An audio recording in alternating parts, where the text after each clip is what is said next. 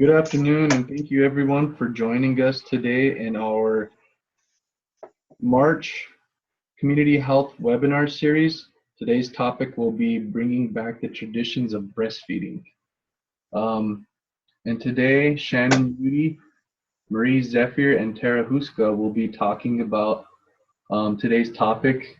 Um, According to the American Academy of Pediatrics, breastfeeding infants have lower risks of obesity, diabetes, and ear infection. Many factors Many factors contribute to health disparities in American Indian population, and breastfeeding is overlooked as an important tool in combating those detriments. Breast milk is the ideal first food for all infants and provides a wealth of benefits for both mother and baby, and it is time to bring the tradition back. There are many health benefits that make breastfeeding the ideal foundation to promote an overall increase in quality of life. The Good Health and Wellness team will provide an overview of the history and stigmatization of breastfeeding, benefits to the mother and child, as well as the steps on how organizations can effectively and can implement breastfeeding policies to support mothers and their children. Shannon Udy is our PSC health educator. Marie Zephyr is our Great Plains Good Health and Wellness program manager, and Tara Huska is our tobacco control health educator. So at this time, I'll be turning it over to the Good Health and Wellness team to talk about today's topic. Thank you, Eugene. And hello, everyone, and welcome. My name is Marie Zephyr, and I'm the Great Plains Good Health and Wellness Program Manager. Our Good Health and Wellness team would like to celebrate the beautiful practice of bringing back the tradition of breastfeeding. Today's presentation will cover the history of breastfeeding, the benefits of breastfeeding, as well as applicable components for developing a breastfeeding policy at your worksite. In honor of International Women's Day, we'd like to encourage everyone to live up to the adage of being bold for change. As the International Women's Day sponsor suggests, we make the more difficult decisions to benefit our overall health in the long run. As far as breastfeeding is concerned, this applies to making changes that can have a positive impact on our future generations. Everyone has the power to do so by learning more and also by supporting breastfeeding initiatives. Today's presentation will cover the tradition, culture, and history of breastfeeding. We'll then describe the benefits of breastfeeding, resources available for those interested in adopting breastfeeding practices, as well as how to get started on a worksite policy and timeline that's conducive to your organization. Breastfeeding is a tradition that's natural to people of all races, ethnicities, as well as socioeconomic status. Breast milk's the original traditional food, and there was considered the creator's gifts to mother in order to feed her babies. Breastfeeding is extremely important, and according to many experts, there's no substance that can come close to human milk. Infant formula is not a healthy alternative to mother's milk. In fact, formula is missing over 400 ingredients present in human milk, which cannot be duplicated by scientists in the laboratory. The historical evolution of infant feeding included wet nursing, the feeding bottle, and formula usage. Before the invention of bottles and formula, wet nursing was the safest, the most common alternative to the natural mother's breast milk. However, society's negative view of wet nursing, combined with improvements of the feeding bottle, the availability of animals' milk, and the advancements in formula development gradually led to the substitution of artificial feeding over wet nursing. In addition, the advertising and safety of formula products increased their popularity and usage among society. Currently, infant formula feeding is widely practiced throughout the United States, and it appears to contribute to the development of several common childhood illnesses, including diabetes and childhood obesity. Breastfeeding culture in our American society depends greatly on the community in which you live, but it's highly stigmatized. It may be the most natural and healthy process, but national breastfeeding rates still continue to fall to 25% since 1973. Many groups of indigenous people were once guided by a great power and were called upon to watch their children grow in a healthy way. Today, that's not as common. In fact, breastfeeding for mothers today is difficult, as many people have become uncomfortable around breastfeeding, and there are also few public places that provide adequate space for mothers to breastfeed discreetly. There are negative stigmas associated with it, and most environments are not conducive for mothers to breastfeed in. In fact, it's uncommon for the first time in history for people to be comfortable with the natural act of breastfeeding.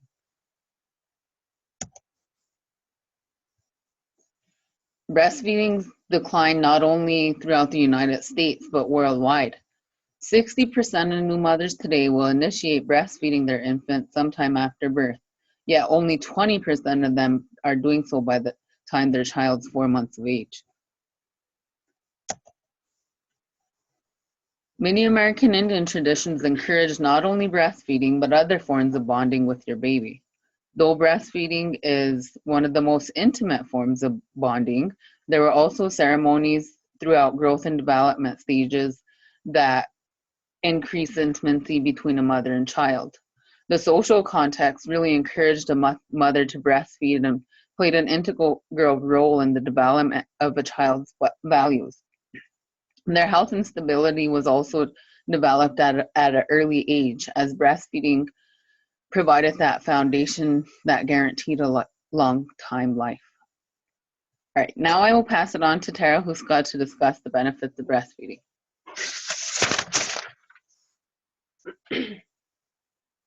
This generation might be the first generation in history on track to lead shorter lives than their parents. This statement was made by Michelle Obama during a talk and presentation about child obesity and diabetes, and how breastfeeding is one of the things that parents can do to help their child prevent these.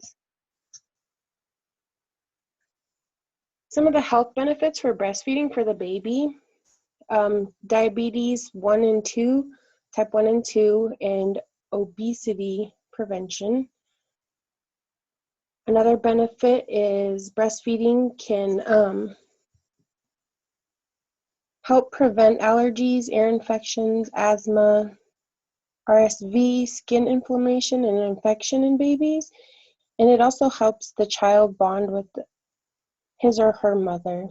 Some of the health benefits for mommy is it helps in the weight loss after having a baby. It lowers the risk of type 2 diabetes, breast and ovarian cancer, and osteoporosis. It also helps the mother bond with the baby and is known for therapy during postpartum. Some of the resources for mothers out there to help get them started in breastfeeding is one is the International Lactation Consultant Association. This organization provides consultation for mothers. You can get lactation consultants to help with any questions that you have about breastfeeding. Then there's also the Leche Lounge. It's a Native American-owned business based out of Oklahoma. And what it is, it's a portable pumping place for mothers who need a suitable place to pump during work hours. So in there's a hospital-grade pump, USB ports, a comfortable space to pump in, and it also has a lock. And these are supposed to be portable to where they can be in any workplace. Then there's the La Leche League International. This organization has trainings, scientific articles, and blogs. There's a lot of useful blogs on there about mothers and their experience with breastfeeding. It's a good source for mothers to go to and kind of relate with other mothers to see like some of their issues or questions that they have about breastfeeding. And then there's also the United States Breastfeeding Committee. This committee has a list of coalitions nationally and links to other resources. So on their website, if you go to it, you can find a lot of local breastfeeding coalitions in your area if you have questions. And I will go ahead and pass it on to Shannon. Hello, my name is Shannon Udy, and I would just like to go over some components of putting together a worksite breastfeeding policy, and then a few steps that employers can take to start initiating that policy and implementing. So I'd first like to go over some employer benefits of a breastfeeding worksite policy. Implementing a breastfeeding policy can really help to mitigate healthcare costs and lost productivity and absenteeism. One of the ways it can do this is by reducing the risk of some short-term and long-term health issues for both the women and children. It can also decrease employee absences associated with caring for a sick child. Breastfeeding can reduce medical costs for both the mother and child. For every 1,000 babies not breastfed, there are an extra 2,000 physician visits and an additional 212 days in the hospital and an extra 600 prescriptions. So one-day absences to care for sick children occur more than twice as often for mothers of formula feeding infants. A few other benefits for the employer are promoting an early return from maternity leave and increasing retention of female employees. Company breastfeeding programs can help employers build goodwill within the community. In addition, any recognition given to breastfeeding-friendly work sites can be valuable because it can give businesses that competitive advantage in recruiting and retaining employees. So one of the first components of putting together a breastfeeding policy is space. It's really important that a breastfeeding employee, when she returns to work, she has a location where she can comfortably and safely express milk during the workday. So some options on space is that if a woman has a private office to herself and it has a lock on the door, she can just use her own office to express milk. However, in a lot of office areas, there's a lot of space sharing. So some other options would be an infrequently used existing office, also a clean closet or a storage space, a small corner of a room to section off with either permanent walls or the portable portions that can be taken down after you no longer have breastfeeding employees, or just a walled off corner of a lounge adjacent to the women's restroom. When you're allocating space, you can keep in mind that the space can be as small as a 4 by 5 area, just enough to have the room amenities needed, which would be an electrical outlet for the use of the pump, a lock on the door.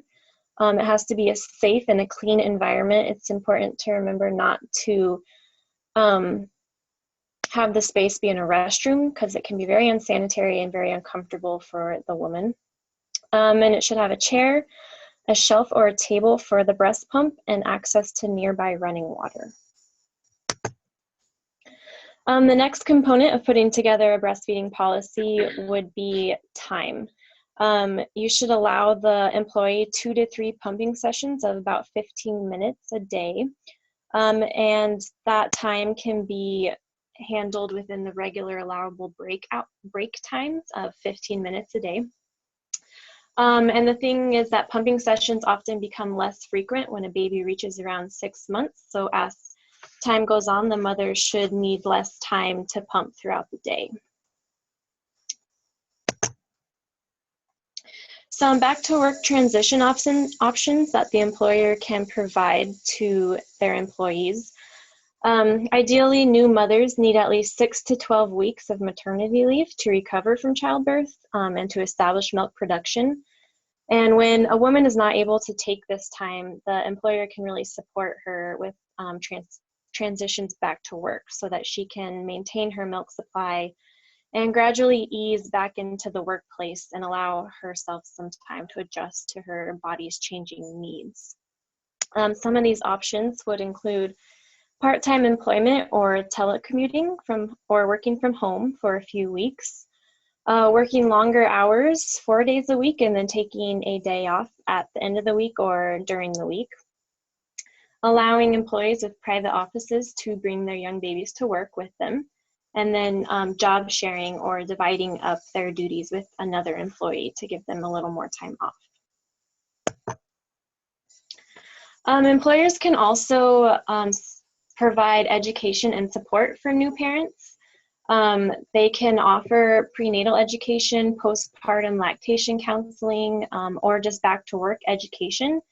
And if an employer doesn't want to have those classes in their facility, they can also just provide time during the day for either the new mom or dad to go to classes within the community.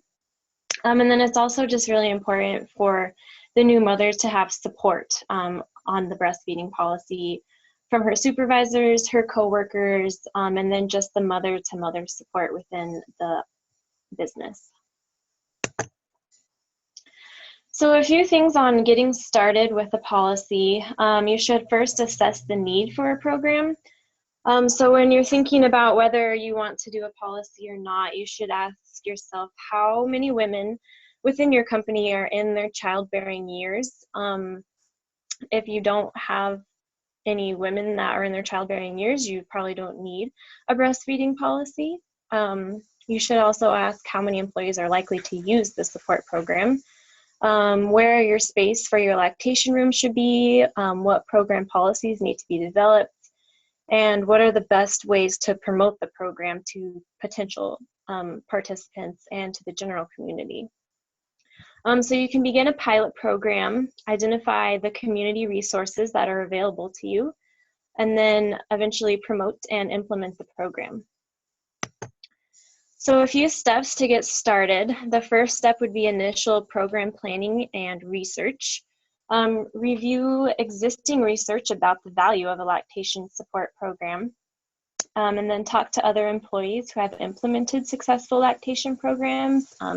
You can kind of find out what worked for them and what didn't, and kind of get a head start on what policy you think would be the best for your company and what would work best. You can then identify potential stakeholders within your company and initiate the dialogue of the program. You can contact those community resources that are available to you to see what they can offer to help you get your policy started and make it a little easier. And then examine any company data related to employee absenteeism and turnover rates, so then you can track that. And once you get your program started, you can see what kind of impact your program is making. Step 2 would be strategy planning. Coordinate a stakeholders meeting with a variety of different departments within your business to discuss the results of the data you collected and to review options on policy guidelines. And then establish a strategy for gathering that baseline data that can be used for tracking your program's success. Next would be the program development and implementation. You should present the program strategy to your management and appropriate departments so that you gain approval. It's also a good idea to assign a task force to begin the program development, kind of have some people in charge of the policy and the program overall. And then begin the development of a company-wide breastfeeding support policy. You can design your contracts and purchase orders for anything that might be needed for the program. You can plan your approach to announce the program to all of your employees that you have at the moment, and then it's a good idea to provide a brief training or an orientation about the program to any new employees that come in.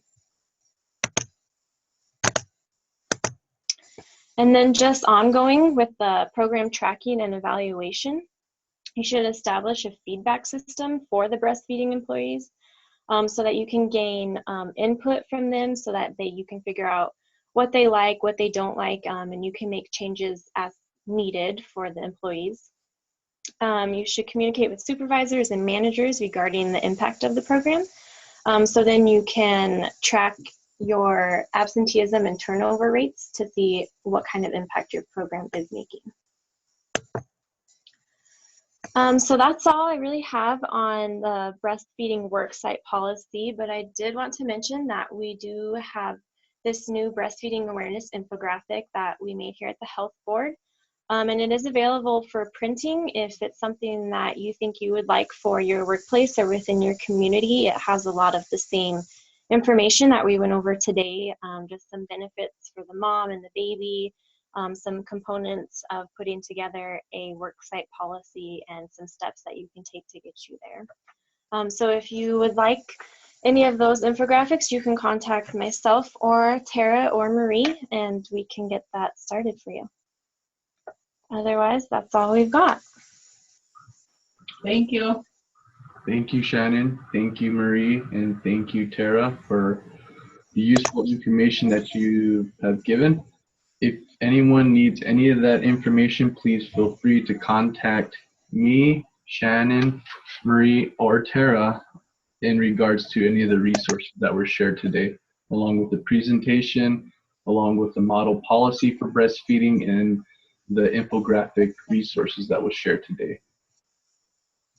Thank you, Shannon. Thank you, Tara. Thank you, Marie. Thank you.